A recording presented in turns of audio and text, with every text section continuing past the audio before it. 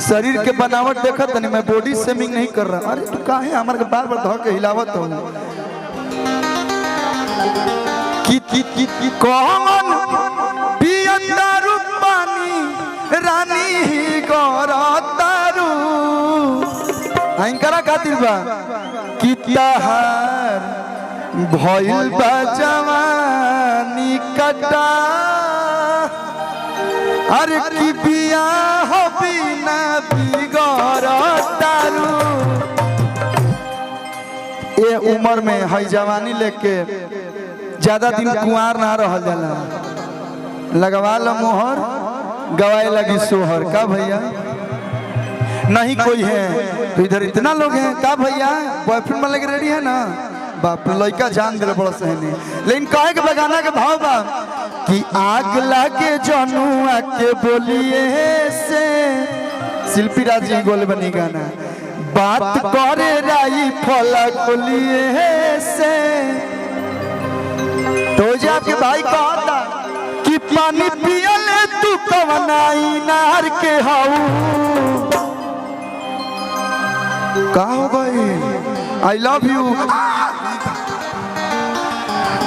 हमारा बुझाइल अभी तक तो ठीक रहा जब अचानक कुछ आ गई। काहे करम नहीं ठीक है, समझ सकते हैं कि पानी पियले तू कवना इनार के हाउ। कहे के बाद यूपी के हाउ की बिहार के हाउ। अमाल बोला कौना रंगदार के हाउ की बिहार के हाउ। अमाल बोला कौना रंगदार के हाउ। अरे यूपी के हाउ की बिहार के हाउ। कमाल बोला कौना रंगदार के हाउ।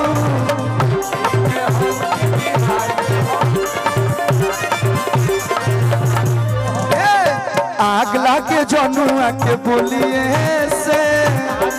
जनुआ के बोलिए से। अब बात करे राई फला बोलिए से। पानी पियले तू कवना इनार के हाउ। कि यूपी के हाउ कि बिहार के हाउ। यूपी के हाउ कि बिहार के हाउ। कमाल बोला कौना रंगदार के हाउ।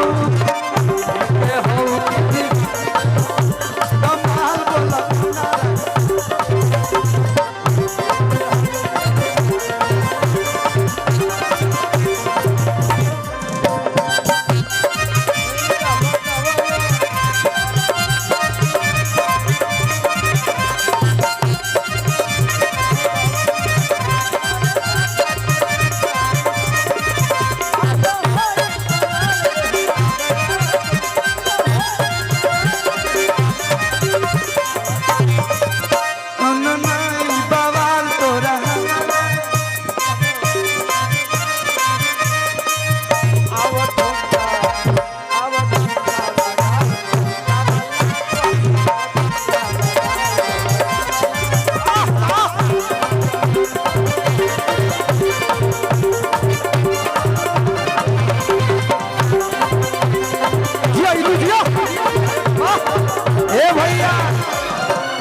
लोग कहला लइकन में गलती बा।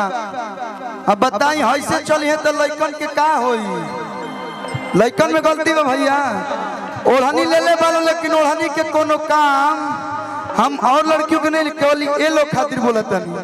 अरे की घूमता रूह तू तार के डूबा जा। आ कहियो ना कहियो तो चल जाई काटा।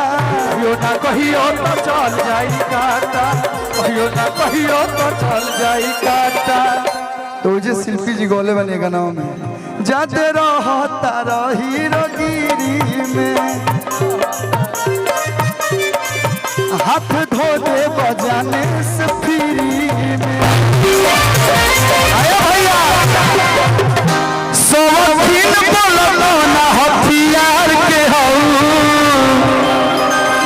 छोटा बड़ा AK-47 की छोटा पिस्टल हमारा कहे का मतलब नहीं बा। हाँ बाबा कि सोवखिन बोलो ना हथियार के हाउ। अरे यूपी के हो कि बिहार के हो,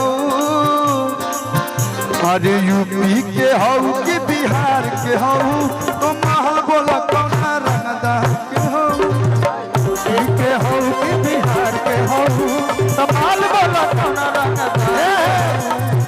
अगर कुशीनगर के लड़का से पूछल जाओ कि कहाँ घर हो, तेजा के लड़का कहले सो कि उहे जिला हवे तोरा यार के,